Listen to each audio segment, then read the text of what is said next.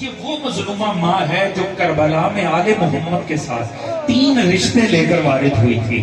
شوہر تھے حسین، بیٹا ہے علی اصغر، بیٹی ہے سکینہ. ایک مرتبہ اصغر کو سجا کے دیا مظلوم کربلا کے ہاتھوں میں، اور ننھی سی انگلی تھام کے سکینہ کی دی جناب زینب کو، اور رخ کیا مدینے کی جانب اور کہا مدینے میں لیٹی میری شہزادی گواہ رہیے گا، آپ کے در سے 2 ہی تحفے میں دیتے ہیں، یہ اصغر آپ کے حسین کے صدقے، یہ سکینہ آپ کی زینب پر صدقے. یہ ہے جناب ربا، 32 سال کی ضعیفہ ربا. جناب ربا کا عالم یہ ہے، علماء نے لکھا کہ جب 11 محرم کو ان بدبختوں نے اونٹوں پر سوار کر کے جب بیویوں کو گزارے نا لاش حسین پر سے، تو 2 بیویاں ہیں جنہوں نے خود کو لاش حسین پر گرایا.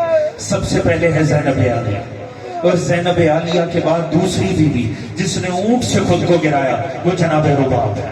اب یہ آپ کے سوچنے کی بات ہے، جب ہاتھ پسے گردن بدے اور اونٹ پر سر زمین پر آئے تو کس شان سے آئی ہوں گی؟ ایک ہی بات سمجھ میں آتی ہے، جیسے فرات پہ بازو کٹا کے عباس منہ کے بل زمین پر آئے، بیویاں ایسے ہی زمین پر آئی ہوں گی.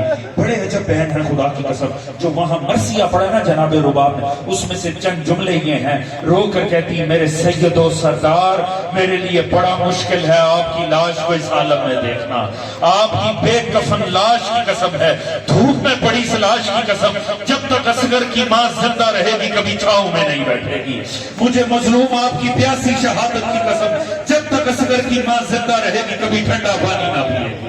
بس اس کے بعد جناب رباب کا یہ معمول رہا. یہ بیوی جب تک سورج آسمان پہ ہے بیوی سائے میں نہیں آئی. اس بیوی نے زندگی بھر کبھی ٹھنڈا پانی نہیں پیا. بعض مفسر ایسے بھی ہیں مورخین جنہوں نے لکھا 1 سال بیوی قبر حسین پر مجاوری بھی کرتی رہی ہیں، مگر کبھی چھاؤں میں نہیں بیٹھتی تھی، چہرے پہچان میں نہیں آتے تھے.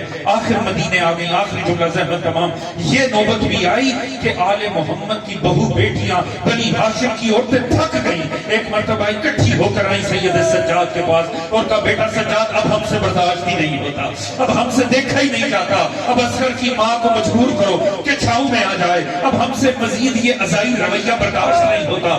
جناب سید سجاد آئے اپنی ماں کے پاس، جناب رباب کے پاس آ کر کہا کہ اماں بس کیجئے، اب چھاؤں میں آ جائیے، اب عورتوں سے برداشت نہیں ہوتا، اب یہ دیکھنا گوارا نہیں ہوتا، اب ٹھنڈا پانی پی لیجئے، اب آپ صبر کیجئے، اللہ آپ کو اس عذاب کا بہترین اجر عطا فرمائے گا. ایک مرتبہ رو کر جو جملہ کہا نا وہ جملہ رلانے کے لیے کافی ہے. اصغر کی ماں رو کر کہتی ہے بیٹا سجاد میں کیسے چھاؤں میں آ جاؤں، مجھے تو اب بھی مظلوم کی لاش دھوپ میں دکھائی دیتی ہے، میں کیسے چھاؤں میں آ جاؤں، مجھے تو اب بھی حسین کی لاش دھوپ میں دکھائی دیتی ہے.